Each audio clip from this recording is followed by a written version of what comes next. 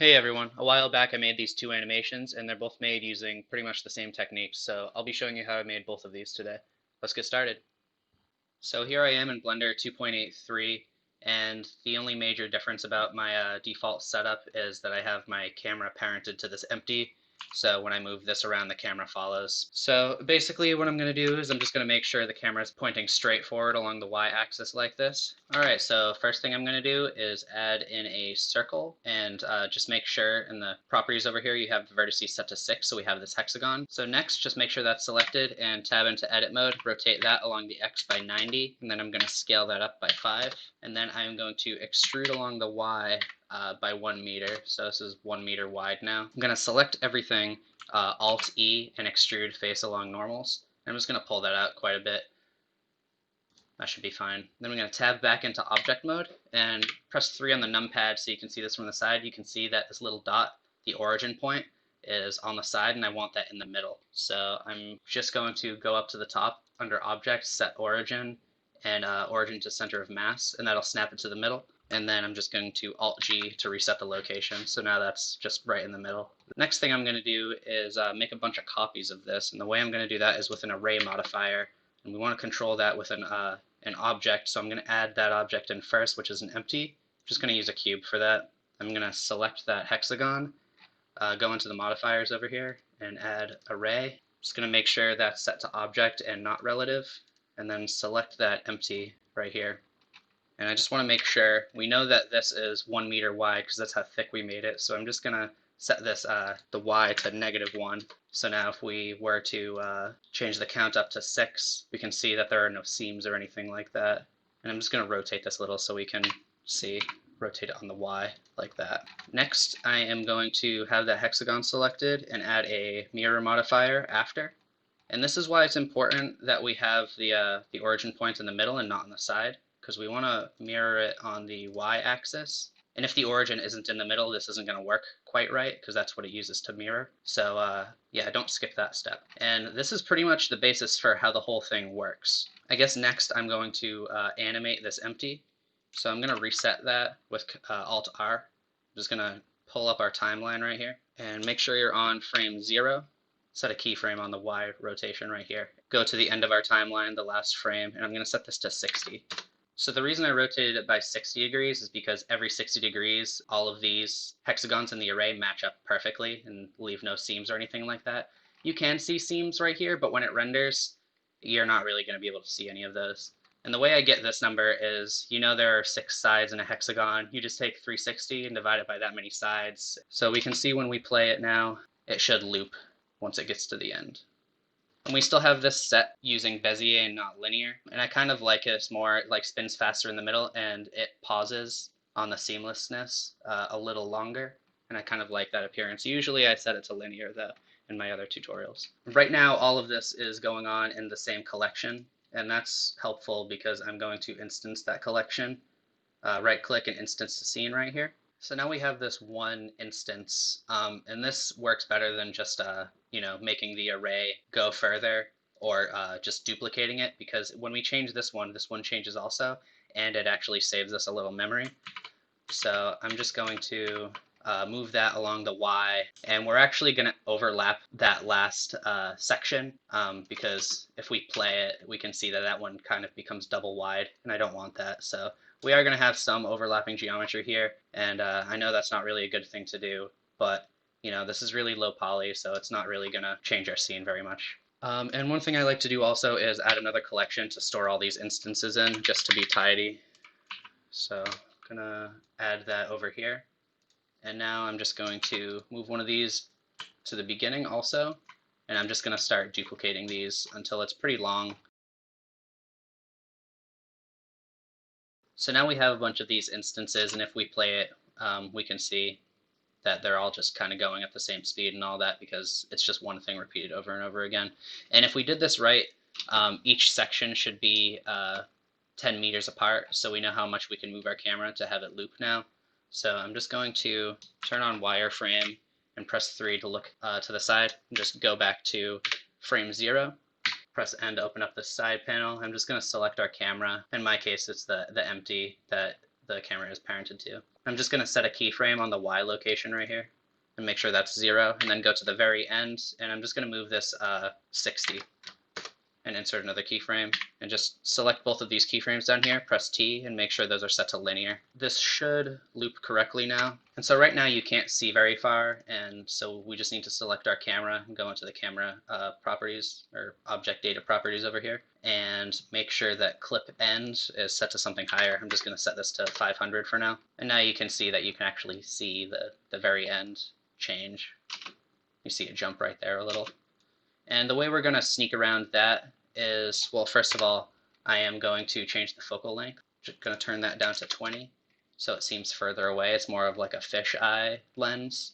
And also I'm going to do this other thing where I'm just going to go back to the side and go into wireframe mode again, and go to the very end, the very last frame right here.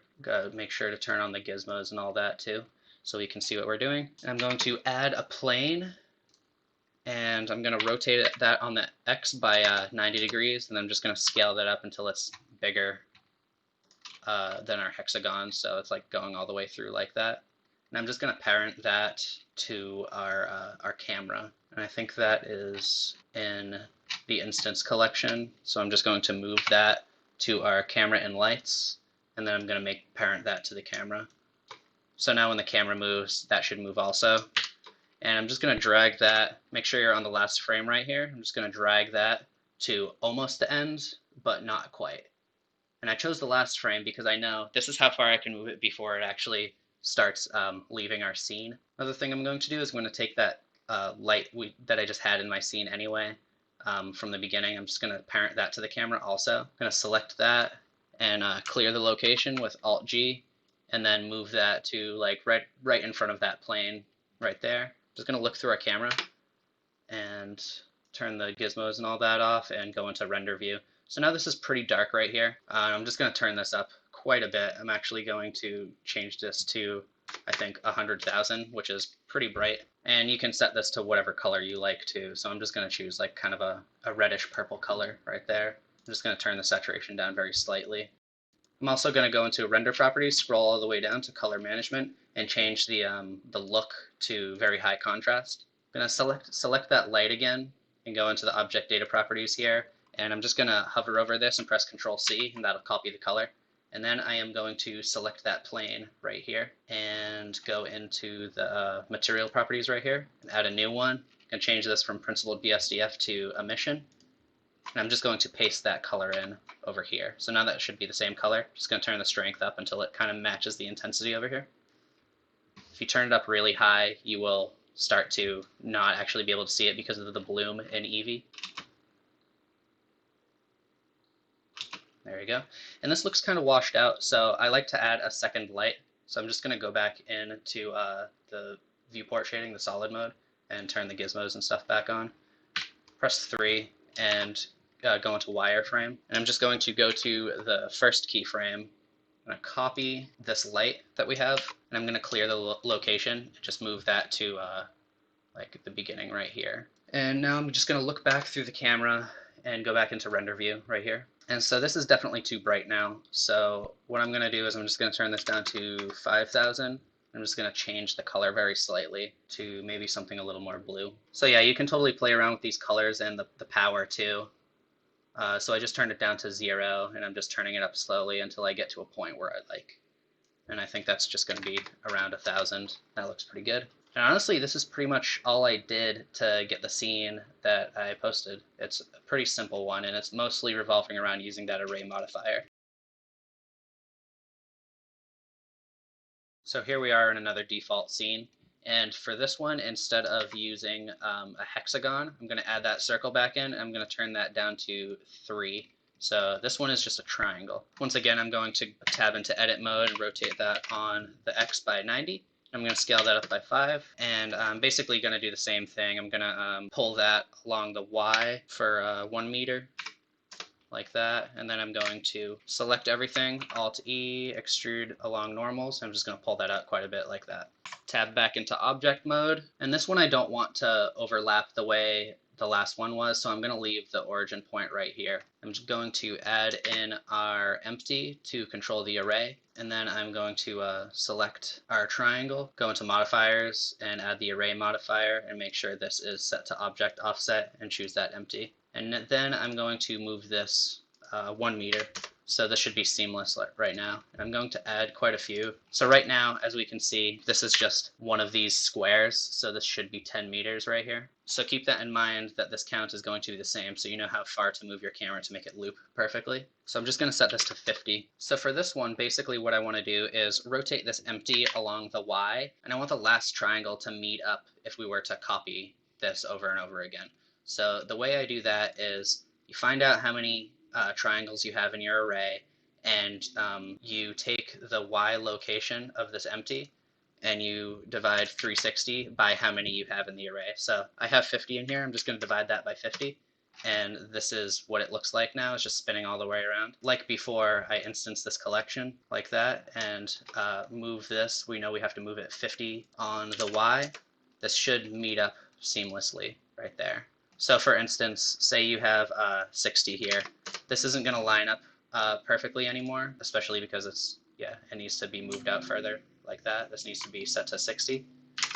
But all you have to do to make these line up seamlessly is select that and divide 360 by how many you have in your array. So I divided by 60, and now this should meet up again.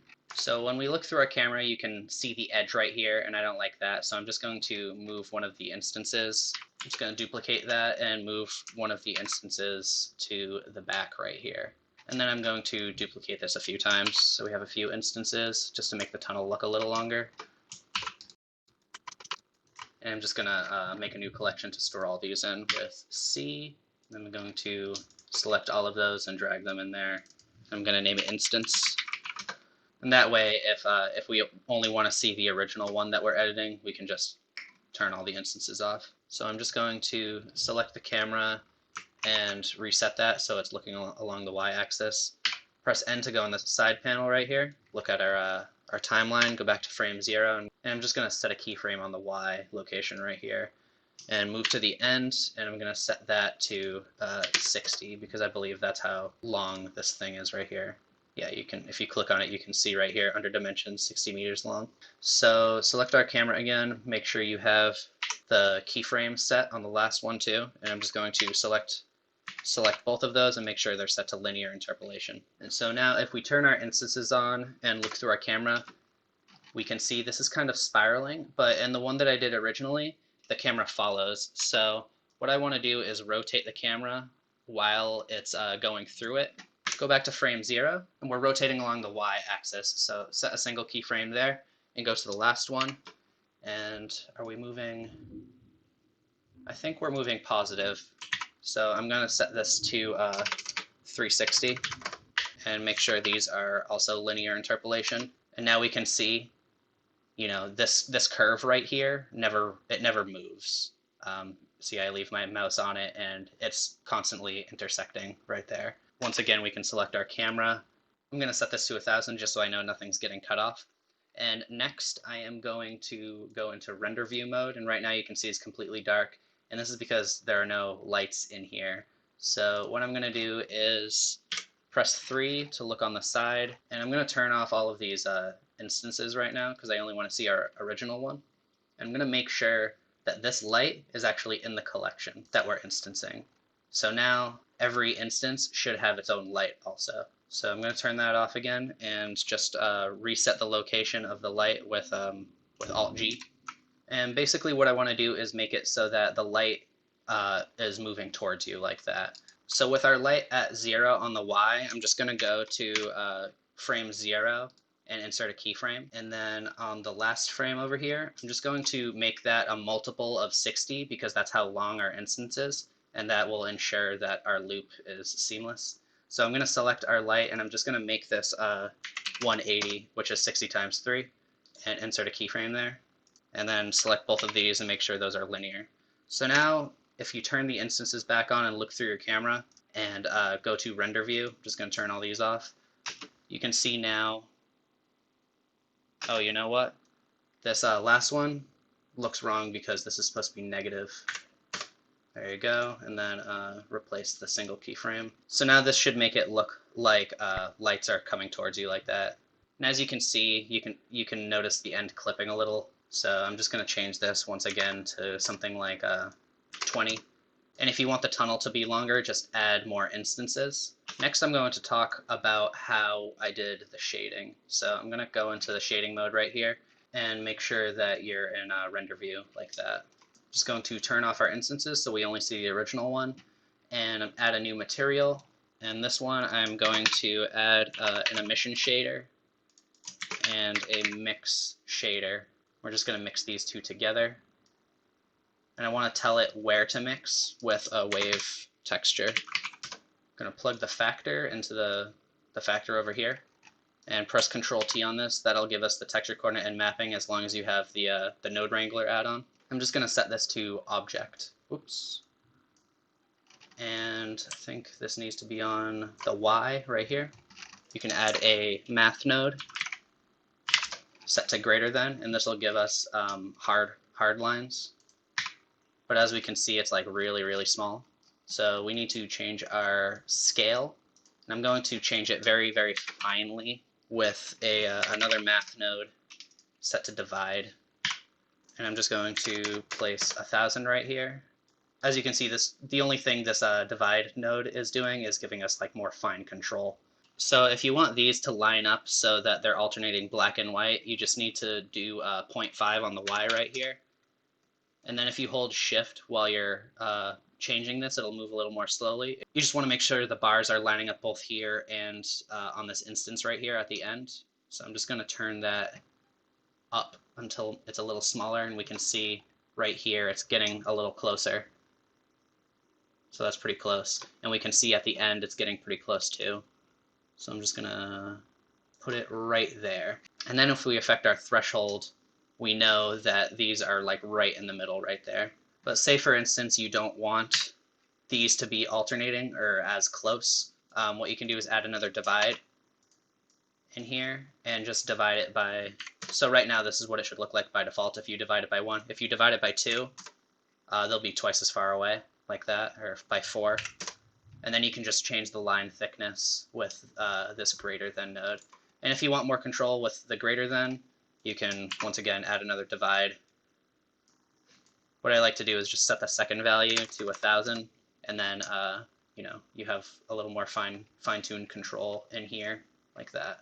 So if we look at our mix shader now, it looks like these need to be swapped. So right now, the little strip right there is the emission. You can set that to whatever color you want. I'm going to set it to kind of this like teal color and look through our camera. And it looks like our bloom is a little too high right here, so I'm just going to turn that down to maybe 10. That looks good. I'm going to make our bar a little skinnier until we get a good balance that we like. And you can just mess with these until you get something that you enjoy. And if you want to change the color of your light, you only have to change it once since it's being instanced a bunch of times. So just select your light, go into the object data properties, and you can, choose whatever color you want. For this one, I'm going to choose a purpley color, and you can just adjust the color and the power as you see fit, like that. And once again, I like to have this set to very high contrast usually. And if the light is moving a little too fast for you, just go to the last frame and make it not move as far. So I can make it move a little more slowly by setting that to -60 right here. So now this should be moving much slower like that. And if you want the edges to catch some reflection a little more, you can just add a bevel modifier. Go back to your original circle right here, and modifiers, and at the very end add a bevel. And this might slow things down a little more because you're adding quite a bit more geometry, but it should be fine.